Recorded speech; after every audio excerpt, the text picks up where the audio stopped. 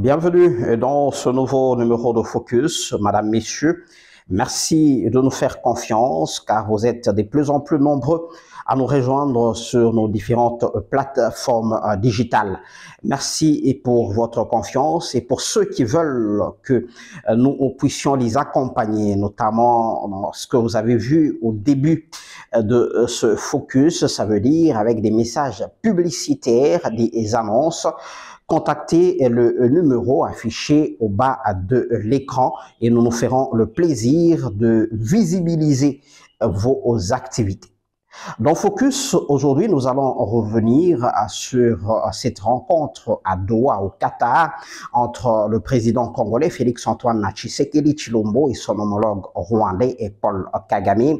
Rencontre sous la médiation de l'émir du Qatar, une rencontre qui a surpris tout le monde. Cela a été préparé dans le plus grand secret, car absolument rien n'a filtré et tout le monde a été pris de court.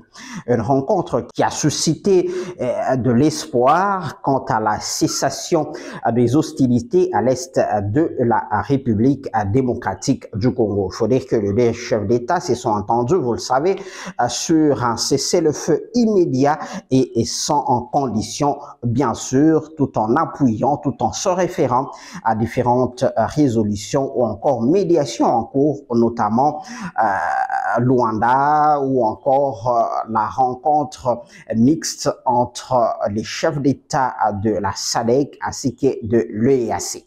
Pour nous, en tant qu'analystes politiques et acteurs politiques, nous disons que cette rencontre n'apportera rien aux problèmes que nous connaissons ici chez nous en République démocratique du Congo. Pourquoi? Vous devez d'abord savoir une chose, que le Qatar a des actions dans ces deux pays qui sont en conflit, c'est-à-dire la République démocratique du Congo et les Rwanda. Les Rwanda, à travers les Rwandair, qui est une compagnie d'aviation, et au Congo, à travers les contrats miniers pour ce qui concerne l'or. Alors, nous disons à notre niveau que cette rencontre, c'est pour apaiser les problèmes qu'il y a entre ces deux partenaires du Qatar, entre autres le Rwanda et la République démocratique du Congo pour ce qui concerne les affaires. Parce que voyant que les affaires commencent à avoir des couacs par rapport à tout ce qu'ils ont eu comme contrat, raison pour laquelle nous estimons que le Qatar a eu la diligence d'appeler ces deux acteurs, ces deux partenaires, pour essayer un peu d'arrondir les angles et trouver une solution pour que ces affaires puissent continuer.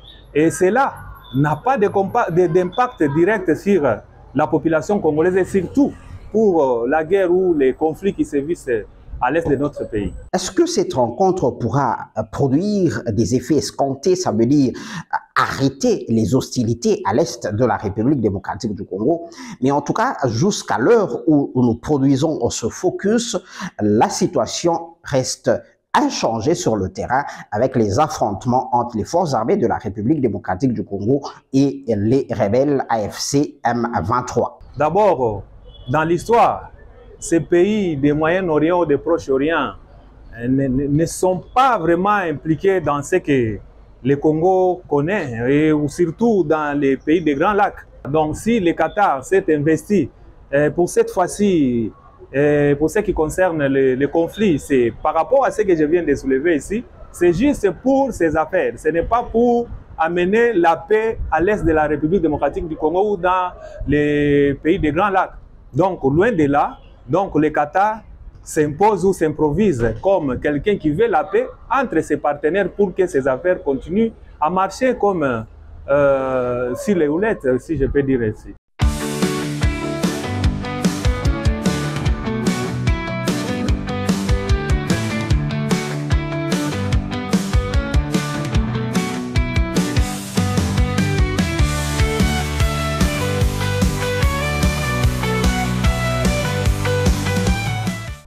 Et pour la rébellion AFC M23, cette rencontre entre Paul Kagame et Félix Tshisekedi ne les concerne absolument pas. Donc ça veut dire eux vont continuer avec les affrontements. Du côté de la médiation angolaise, parce que vous le savez, le jour où les deux chefs d'État se sont rencontrés au Qatar, devrait débuter en principe des négociations directes entre le gouvernement congolais et les rebelles de l'AFC M23. Mais suite au désistement de l'AFC M23, ces pourparlers, ces négociations de Luanda n'ont pas pu avoir lieu malgré le déplacement de la délégation congolaise. Et ainsi, pour l'Angola, qui est médiateur dans cette crise à l'est de la République démocratique du Congo, on sent une certaine frustration. Une frustration exprimée diplomatiquement par le ministre angolais des Affaires étrangères qui estime que toutes les initiatives pour apporter la paix sont les bienvenues, mais les problèmes africains méritent des solutions africaines, comme pour dire, fallait pas, voilà, nous tourner le dos et aller à Doha au Qatar. En tout cas, pour la diplomatie angolaise, cela a été considéré comme un revers. Mais la question qui continue à être posée, à se poser, c'est que faire finalement pour résoudre une fois pour toutes cette situation à l'Est? Faut-il en découdre? Faut-il dialoguer? Quel format de dialogue? Voilà, il y a toutes ces questions qui méritent des réponses. Et la solution, c'est quoi? Vous êtes sans ignorer, il n'y a pas longtemps que les prêtres catholiques, donc l'ECC et la CENCO, ont eu à prendre une démarche sanitaire pour essayer de mettre tout le monde ensemble. Non seulement les Congolais, même une partie de l'Afrique, donc l'Afrique centrale, c'est-à-dire les pactes qu'ils ont eu à mettre sur la table. Ça s'intitule le pacte social pour la paix et le vivre ensemble en République démocratique du Congo et en Afrique centrale. C'est-à-dire, ce n'est pas seulement pour la République démocratique du Congo, et c'est aussi pour l'Afrique centrale, parce que vous devez savoir, les pays qui sont en conflit sont les pays de l'Afrique centrale, entre autres le Rwanda, la République démocratique du Congo. Il faut aussi associer l'Ouganda, parce que la plupart des gens oublient l'Ouganda. Alors, les problèmes doivent se situer ou bien doivent être solutionnés en deux dimensions. La première dimension à l'interne, la deuxième dimension à l'externe. C'est un peu ça ce que nous pensons, raison pour laquelle nous revenons encore pour dire que ce que les prêtres ont initié, c'est parce qu'ils sont allés trop loin. Ils n'ont pas seulement imaginé les problèmes entre Congolais, non, ils sont allés encore plus loin encore pour essayer de voir ce qui se passe à l'externe.